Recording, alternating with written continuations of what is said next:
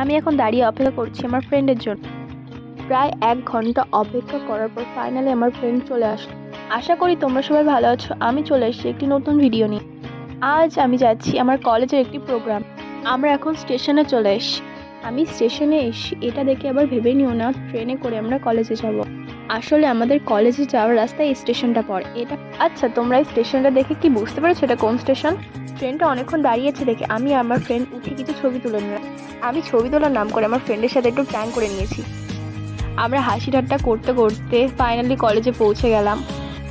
সামনে যেটা দেখতে পাচ্ছ এটা হলো আমাদের কলেজের ভিতরের ভিউ, সামনে ওটা স্টেজ। তোমরা কি দেখে বুঝতে পেরেছো আমি কোন কলেজে পড়ি? জানলে অবশ্যই কমেন্ট লেখো। বিশেষত আমরা কলেজে এসে একটি কারণ, কলেজে এসে শুনি এক্সিবিশন হচ্ছে, তাহলে তো এক্সিবিশন দেখতে যেতেই হয়। এসে দেখি বিভিন্ন রকম জিনিসপত্র এখানে বানানো আছে। আমি তো একটার পর একটা দেখে অবাক হয়ে যাচ্ছি। বলতেই হয় হাতের কাজগুলো সত্যিই এইসবগুলো দেখতে দেখতে আমরা চলে গেলাম মাঠের দিকে। মাঠে এসে দেখি সবাই তেরঙ্গা নিয়ে স্টাইল দিয়ে দিয়ে হাঁটছে।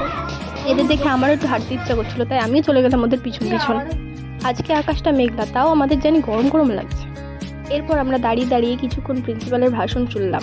সেই সকাল 10টা থেকে এত কিছু করার পরে আমরা খুব ক্লান্ত, তার জন্য আমরা চলে যাচ্ছি বাড়ি। ততক্ষণের জন্য টাটা, বাই বাই, দেখা হবে নেক্সট ভিডিওতে।